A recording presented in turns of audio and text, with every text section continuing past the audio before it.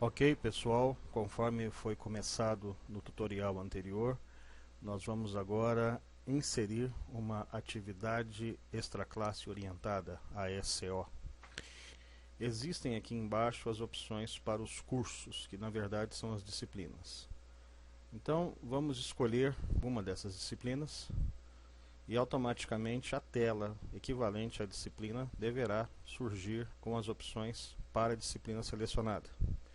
E nós podemos observar, como aconteceu no tutorial anterior, que no lado esquerdo, na parte superior, abaixo do nome da disciplina, entre as opções, deverá estar a opção ASO. A sugestão de posicionamento para a ASO foi logo após o plano de aulas, como está aqui. Então, com o cursor do mouse sobre o ASO, selecionamos essa opção e automaticamente na tela ao lado nós teremos um espaço para a criação da atividade em si. Nesse portal Blackboard, ASO ou alguma atividade que o professor queira inserir, vai estar sempre relacionada à disciplina em questão. E nesse caso, à minha esquerda, nós temos aqui a disciplina matemática. Ao criar a atividade ASO, ela vai estar associada à disciplina. No portal anterior, a metodologia para a criação de uma atividade é diferente da metodologia para a criação de atividades no portal Blackboard. No nosso caso aqui do portal Blackboard, inicialmente nós começamos criando o teste e dentro do teste criando as questões. A ASO, que é uma atividade, ela vai ser criada na forma de avaliação. E como uma avaliação, vai ser do tipo teste. Essa é a tela inicial para a criação de um teste no portal Blackboard. Como nós não temos ainda teste para a disciplina, caso houvessem, estariam listados abaixo aqui de selecionar teste, nós vamos então criar. Digitamos aqui o nome do teste, teste de exemplo. Nessa área logo abaixo, a descrição, teste para exemplificar a ASO e movimentamos a barra de rolagem para a parte mais inferior, aonde eu tenho as instruções. Caso o professor queira inserir alguma instrução para o aluno ler antes de executar o teste, esse é o espaço indicado. E selecionamos enviar. Essa é a tela inicial do teste e ela nos indica que ele não tem nenhuma pergunta. Nós vamos criar nesse momento uma pergunta no formato de múltipla escolha para que ela fique próxima a uma pergunta utilizada nos modelos do ENAD. Existem outras opções que poderão ser vistas em tutoriais futuros. Nesse momento, nós vamos utilizar múltipla escolha. Ao selecionar múltipla escolha, a tela é alterada para que nós possamos digitar os dados. Nessa tela, então, para o teste que nós estamos criando, nós temos o espaço para a primeira pergunta. Título da pergunta, pergunta 01. Texto da pergunta. Aqui nós temos o enunciado da pergunta, que irá depender do objetivo da pergunta e da atividade que está sendo aplicada. No campo das opções, logo abaixo do enunciado da pergunta, pode-se utilizar a opção de numeração na forma de algarismos arábicos, romanos ou letras maiúsculas e minúsculas. Um padrão que nós temos utilizado é o das letras maiúsculas. Para as respostas, inicialmente, uma sugestão é a utilização de número de respostas 5. O padrão para o sistema é 4. Automaticamente, a tela é atualizada para 5 campos de resposta a serem preenchidos. É necessário que todos os campos sejam preenchidos, porque uma delas será selecionada como a resposta correta para que o sistema possa corrigir automaticamente. Eu estou preenchendo aqui os campos com resposta 1, resposta 2, resposta 3, por questão de exemplificação. Nesse caso, eu quero que o sistema, ao corrigir a questão, identifique como a resposta 3 a resposta correta. O aluno não verá essa marcação. Ele verá as respostas exatamente como elas se apresentam no momento em que eu estou digitando. Logo após o espaço para a última alternativa, temos espaços para os comentários do professor, as notas do instrutor. No momento, nós não utilizaremos e fica a cargo do instrutor utilizar esses espaços ou não. Podemos agora enviar essa questão para a atividade que estamos criando. Observamos que a tela de retorno é a mesma tela inicial para a criação do teste, mas nesse momento ele contém uma questão, que é a questão que foi criada.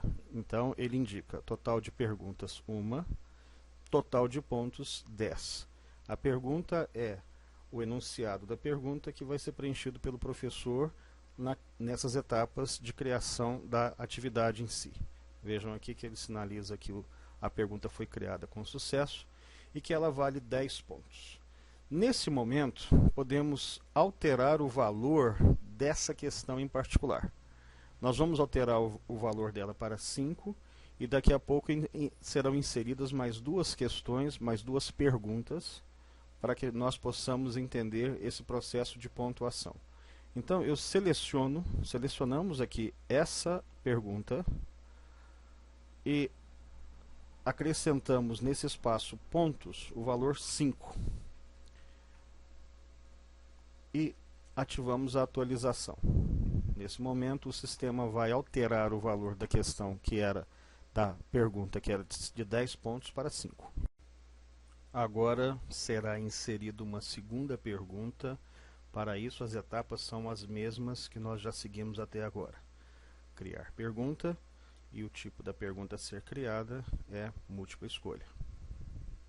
Estamos ilustrando nessa pergunta de número 2 que o sistema não verifica se as possibilidades de resposta são iguais entre si. Aqui eu tenho a resposta D e a resposta E como alternativa 4, um texto idêntico, e eu estou marcando como certa a resposta E. Se o aluno perceber que há duas alternativas iguais, ele pode questionar a validade do teste. Então, compete aos professores que estão elaborando os testes tomar o cuidado para que as respostas não tenham textos iguais. Podemos enviar agora a pergunta 2. Agora nós observamos que o total de perguntas passou para 2 e o total de pontos 15. Podemos, por exemplo, na questão 2, que foi inserida nesse momento, marcar e alterar o seu valor para 20, por exemplo.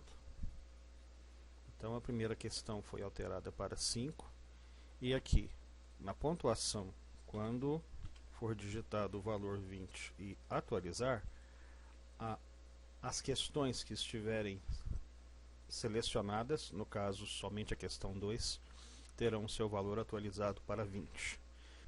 Agora será inserida uma terceira pergunta, também no formato múltipla escolha, para que nós possamos fechar o teste. E agora, ao final, nós teríamos simplesmente que selecionar OK.